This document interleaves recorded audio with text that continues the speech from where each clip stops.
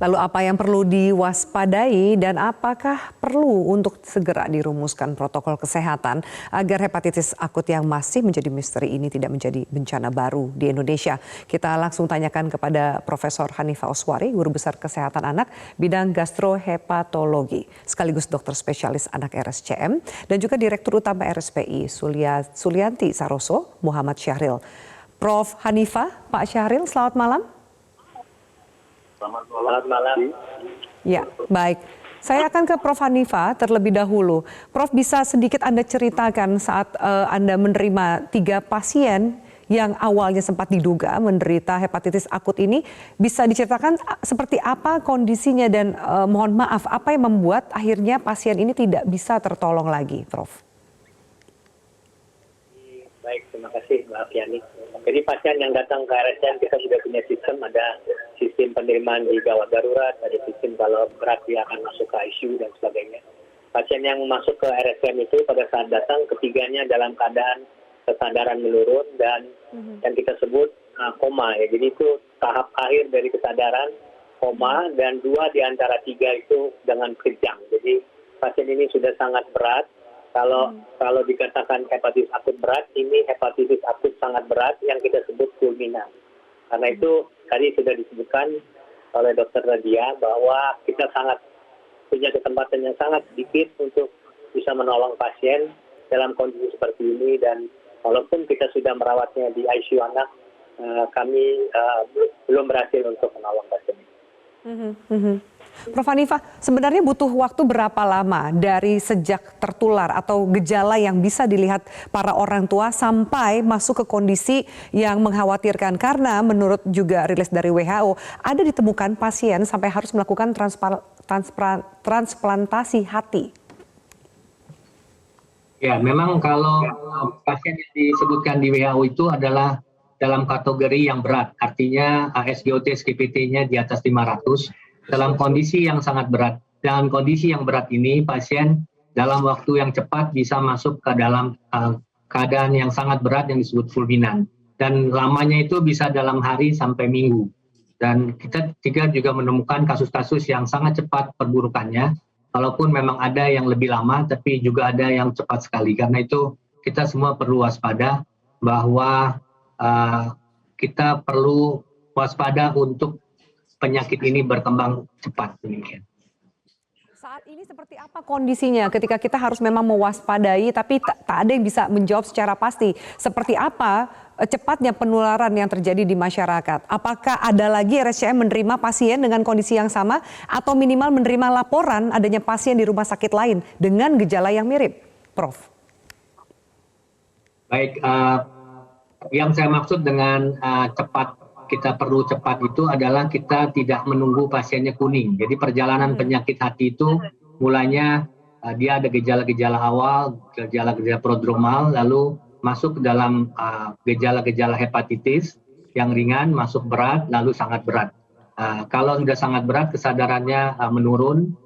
Kalau sudah kuning, kita perlu lebih berhati-hati, karena itu sebaiknya kita menemukan kasusnya sebelum pasiennya kuning. Dan untuk itu kita mendapat informasi dari negara Inggris dan Amerika bahwa mereka menemukan kasus-kasus ini bermula dari gejala saluran cerna lebih dahulu. Karena itu kalau ada gejala saluran cerna, misalnya diare, sakit perut, muntah, atau demam ringan, kita perlu mulai memikirkan ada kemungkinan seperti ini. Karena itu dokter fasilitas kesehatan perlu dilibatkan untuk bisa mendeteksi penyakit ini lebih dini dengan pemeriksaan laboratorium sederhana seperti SGOT, SGPT yang bisa dilakukan dokter kalau dianggap perlu. Baik, saya akan ke Pak Syahril. Pak Syahril, saat ini RSPI melakukan investigasi hepatitis akut yang sebelumnya pasiennya dibawa dan dirawat di RSCM. Apa temuan yang bisa dibagi kepada masyarakat mengenai yang terjadi dan investigasi yang dilakukan? Ya, kami koreksi sedikit, Pak. Jadi kami belum merujuk pasien ke RSCM. Jadi kami saat ini sudah menyiapkan sebagai rumah sakit rujukan kasus hepatitis akut berat ini. Kami sudah menyiapkan untuk menerima rujukan dari seluruh rumah sakit mulai dari IGD, rawat inap, ICU, dan juga pemeriksaan laboratorium yang lain. Baik, apakah sudah ada pasien suspek hepatitis akut yang diterima atau dirawat di RSPI, Pak Syahril? Ya, tempo hari ada 1 orang yang kita rawat hampir 1 bulan, Mbak. Dan sempat dirawat di ICU, memenuhi kriteria, ya, tadi seperti halnya dia laboratorium, SGOT, SGPT-nya lebih dari 500, ya. Kemudian kuning di sklera matanya dan juga tubuhnya, dan sempat dirawat di ICU. Tapi anak ini sudah berumur 20 tahun. Yang ini tetap kami akan investigasi, karena menurut kriteria dari WHO itu adalah 16 tahun. Ya, mudah-mudahan nanti investigasinya akan menjawab masuk atau tidak nanti, Pak. Tapi pasiennya sudah sembuh pulang. Pasiennya sudah sembuh, lalu ternyata dengan gejala yang mirip dengan hepatitis akut ini, namun usianya 20 tahun. Apakah, ini juga menjadi pertanyaan banyak orang, apakah ternyata penyakit hepatitis akut ini yang informasi awalnya kita terima adalah menjangkiti anak di bawah usia 16 tahun, apakah juga ini bisa menular kepada orang dewasa, Pak Syahril? Dan mungkin bisa diberikan penjelasan tambahan dari Prof. Ya, ini menjadi suatu PR kita bersama. Artinya fakta di lapangan kami menemukan umurnya 20 tahun dengan gejala hepatitis akut berat. Ya, persis seperti yang disampaikan oleh Prof. Hanifah tadi, mulai dari diare, sakit perut, bahkan ada gejala-gejala respiratori, ya, pernapasan. Dan hasil laboratorium juga mengarah ke sana. Tapi untuk menentukan dia adenovirus atau bukan, ini dalam investigasi kami. Apakah sempat diketahui apa penyebab atau dari mana tertularnya penyakit yang sempat dirawat di RSPI itu, Pak? Kami sudah investigasi ke pihak keluarga, tidak jelas mereka menyampaikan dapat ketularan dari mana itu, Pak. Baik. Prof. Hanifah, bisa dijelaskan mengapa ini menyerang kebanyakan anak di bawah usia 16 tahun dan apakah juga ada data yang bisa menjelaskan apakah ini menular kepada orang dewasa atau tidak?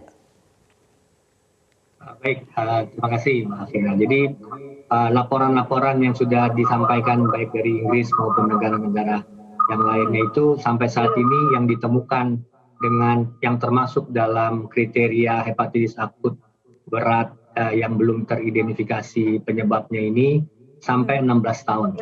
Tetapi kebanyakan pasien itu di bawah 10 tahun. Bahkan di Inggris kebanyakan mereka di bawah 5 tahun. Ada sesuatu pada anak-anak ini, kenapa hanya anak-anak yang terkena bukan dewasa.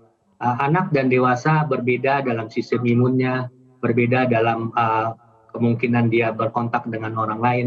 Nah, ini hal-hal yang kita belum tahu jawaban pastinya. Kenapa hanya menyerang anak-anak, tetapi ada kemungkinan hipotesis-hipotesisnya seperti respon imun anak yang berbeda dengan dewasa, atau faktor-faktor lain, faktor lingkungan, faktor toksin lain yang lebih berat pada seorang anak bila terjadi kelainan yang mungkin itu sebagai penyebabnya. Mungkin juga sedang dicari apakah ini faktor genetik, juga dicari oleh tim Inggris, mereka sedang mencari besar-besaran untuk masalah seperti ini. Mereka memiliki lebih dari 100 pasien dan sedang mencari jawabannya untuk pertanyaan yang sederhana tetapi sangat mahal harganya. Prof. Hanifah, Kemenkes memberikan himbauan agar Dinas Kesehatan dan juga pihak terkait untuk tetap siap dan waspada. Apa upaya yang harus dilakukan agar kasus ini bisa ditangani segera dan angka penularan tidak meningkat? Jadi kami menganggap bahwa kunci dari penanganan kasus ini adalah kecepatan kita mendiagnosis pasien-pasien yang mengarah ke hepatitis berat ini. Jadi kalau bisa kita tidak mendapatkan dia dalam keadaan hepatitis akut yang berat, tetapi sebelum itu dengan gejala-gejala awal saluran cerna dengan adanya peningkatan SGOT, SGPT yang di bawah 500. Jadi kita perlu mendapatkan kasus-kasus itu dengan segera melakukan perawatan untuk pasien-pasien demikian, sehingga kita punya kecepatan untuk memberikan terapi untuk anak-anak ini agar segera sehat kembali. Itu yang pertama. Yang kedua, pihak Kemenkes juga sudah berusaha untuk mengatur semua center, semua pelayanan kesehatan mendapatkan informasi ini secara merata di seluruh Indonesia. Semua standar-standar pengobatan sudah diberikan ke fasilitas kesehatan baik tingkat pertama maupun sampai tingkat terakhir. Juga diberikan cara-cara pemberian terapinya sudah disampaikan kepada pihak-pihak yang terkait. Baik, Pak Syahril, sebagai rumah sakit rujukan, apa yang perlu dilakukan dan juga diketahui oleh para orang tua? Mengingat saat ini juga dalam kondisi mudik lebaran, banyak masyarakat yang berwisata dan juga membeli makanan atau jajanan di luar. Sejauh mana itu harus diwaspadai, termasuk juga toilet umum dan fasilitas publik lainnya? Betul sekali Mbak Api. Jadi memang saat ini kejadian luar biasa ini harus diketahui oleh semua orang, terutama orang tua yang punya anak-anak. Karena tadi penularannya melalui saluran cerna dan juga ada saluran napas, maka satu, protokol kesehatan itu tetap harus dijalankan. Kemudian makan minum yang higienis, termasuk lingkungannya dijaga, ya. Nah, yang perlu diketahui oleh pihak keluarga, orang tua ada tuh tanda-tandanya, Mbak, atau dan gejalanya. Jadi begitu melihat anaknya ada keluhan di perut, kemudian ada diare, ya, jangan sampai dia menunggu kuning dulu, dan harus segera dibawa ke puskesmas atau rumah sakit. Nah, satu himbauan bagi teman-teman di rumah sakit, harus care dengan keadaan ini. Begitu tidak bisa diatasi di layanan primer itu, maka harus segera dirujuk untuk mendapatkan layanan yang lebih cepat. Karena kasus ini sangat berat, karena peradangan di hati luar biasa, membutuhkan kecepatan penanganan kita, jangan sampai jatuh ke yang lebih berat dan bahkan meninggal. Baik. Semoga bisa kita cegah penularannya dan juga waspada bagi para orang tua untuk menjaga kesehatan anak-anaknya. Terima kasih Prof. Hanifah Oswari dan juga Bapak Muhammad Syahril atas waktu dan juga diskusi kita di Prime Time News pada malam hari ini. Semoga bermanfaat untuk pemirsa kami.